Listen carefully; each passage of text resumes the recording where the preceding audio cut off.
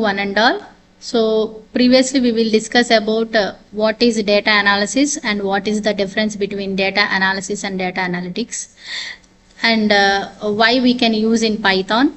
So now we will discuss about so many Python libraries. This is the most important library in Python, that is NumPy. So actual NumPy is a fundamental building block of the scientific computing. In this Python we can use NumPy in numerical dimensional arrays, that is one dimensional array, two dimensional array, and multi-dimensional array also. In this n dimensional array, it is a homogeneous container of the items. We can see in picture there is it is a container beyond some bricks also. It is used to homogeneous data items. We can analyze in this table. We can see the size and arranging the grid of the arbitrary dimensions, and this is the array dimension container. So unlike the Python list and NumPy arrays are provided to efficient storage and vectorized operations. The n represent any number of dimension from one dimension vector to complex the multi-dimensional tensors used to machine learning and scientific computing also. And then now we can see the array dimension arrays. So as we know, there is some dimensional arrays, that is a zero dimensional array. It is also called as a scalar array, and another one is one dimensional array. It is also called as a vector array, and two dimensional array, that is also called as a matrix, and three dimensional array, that is also as tensors. In this one dimension and this zero dimensional array, it is a single value with no dimensions, which is equal to each value in an array is zero dimensional array. In this we can import the Python in NumPy. We can see the import Python space as Python NumPy alias np. In this syntax np.array of 42, so we can display the how many number of dimensions are available in this zero dimensional array. And this is the one dimensional array, that is also called as a vector. It is the linear sequence of the elements. It is similar to the Python list but with the homogeneous data types. So there is a 1, 2, 3, 4 and so on. In this also called, we can arrange the number of elements. And what about two dimensional array? In this one dimensional array, it is also called as a column representation, and two dimensional array is represented as both rows and columns.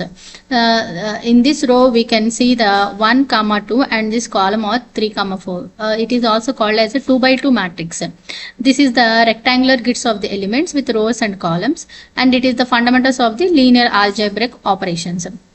Now we can see the tensors. Tensors is nothing but a three-dimensional array. It is used to follow the structure of the advanced data analytics and imaging processing and deep learning processes. In this three-dimensional array, we can see the 1, 2, 3, 4, 5, 6 and 7, 8. Now we can see the array properties and array properties. In this picture, we can see the some different shapes and size and data types and the number of dimensions invisible in this picture. So we can see the tuple describing the size of the each dimension, that is 3 into 4 dimension matrices, that is called as a shape. The total number of elements in this array calculated to the product of all dimension is called as a size. The type of elements are stored in all elements shared on the same type, that is also called as a data type. In this data type we can see the int, float, char, double, int double, etc. And the number of the axes or dimension in this array structure, that is also called as the number of dimension. In this shape, size and data type and the number of dimensions, we can display on the syntaxes of array shape, array dot shape, array dot size and array dot data type and array dot n dimension. Now we can see the memory layout and performance of the memory storage. As we know, the NumPy arrays are stored the elements in the contiguous memory blocks, and it enables to the cache efficiency and vectorization and broadcasting and memory mapping techniques. In this cache efficiency, we can see the CPU CPU to utilize the better central processing unit.